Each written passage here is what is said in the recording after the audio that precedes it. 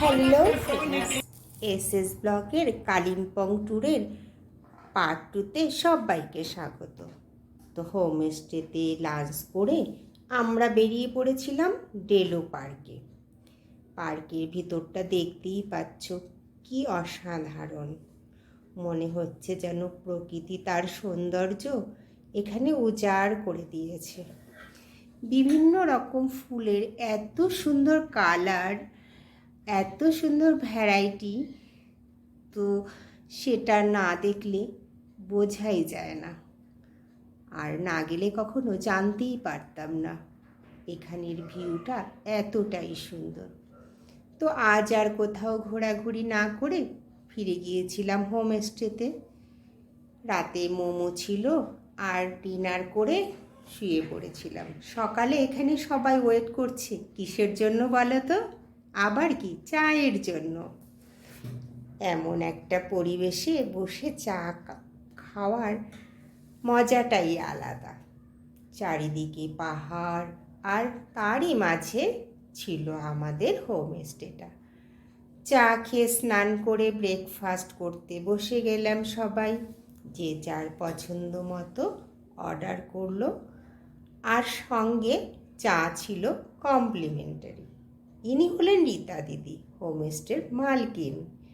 দেখো কাঠের উনানে কি সুন্দর গরম গরম ফুলকলুচি ভেজে দিয়েছিল।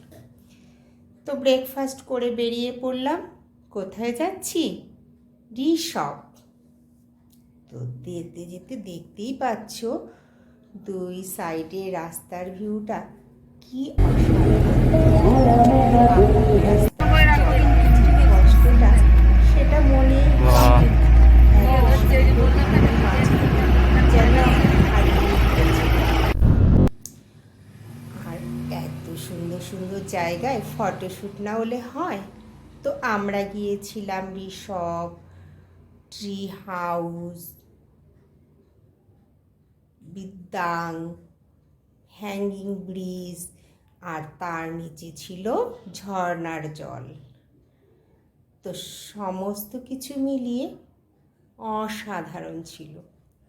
এই বিদ্যাঙের হ্যাঙ্গিং ব্রিজের নিচে স্বচ্ছ ঝর্ণার জল দেখে আমার ছেলে আর তার বাবা নিজেদেরকে আর আটকাতেই পারল না, নেমে পড়ল স্নান করতে। দেখো দুজনের আবার কত না স্টাইল। সব কিছু শেষে ছেলের আমার আবদার প্যারাগ্লাইডিং করতে হবে।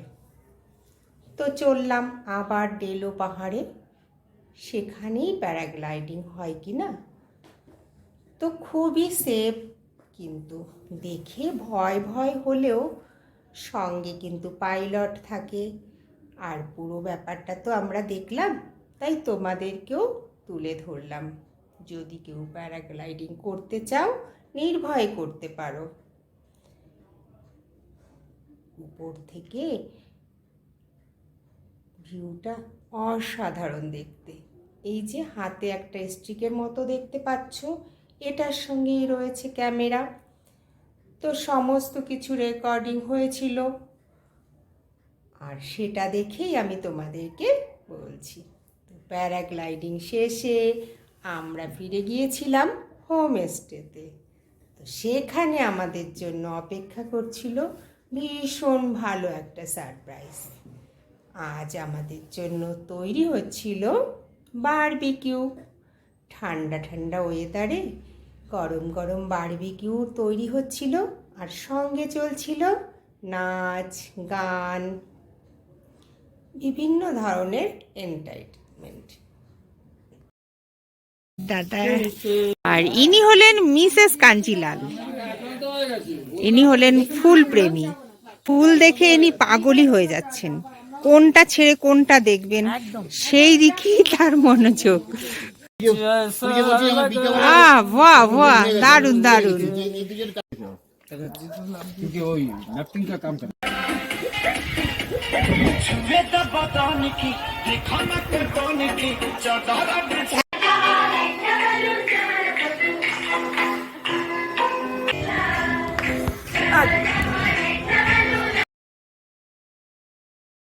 নাচ গান খাওয়া দাওয়ায় ইভিনিংটা জমে গিয়েছিল। তবে চরম প্রাপ্তি ঘটেছিল পরের দিন সকালবেলা। হোমস্টে থেকে আমাদেরকে উত্তরীয় পরিয়ে সম্মানিত করা হয়েছিল। ওনারা বলেছিলেন যে সব গেস্ট ওনাদের কাছে ভীষণ স্পেশাল, তাদেরকেই ওনারা এভাবে সম্মানিত করেন। তো আমরা ভীষণ গর্বিত হয়েছিলাম এরকম একজন গেস্ট হতে পেরে। তো আজকের ব্লগটা আমি এখানেই শেষ করছি।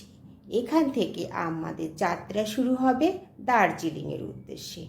পার্ট 3 ব্লগে আমি দেখাবো দার্জিলিংয়ের সাইট সিন, কোথায় আমরা থাকবো, কি খাবো, কি কেনাকাটা করব, সমস্ত কিছু। তো সঙ্গে থেকো, ভালো থেকো, সুস্থ থেকো। আর আমার ব্লগ যদি তোমাদের ভালো লেগে থাকে, লাইক সাবস্ক্রাইব করো। Tata, bye bye.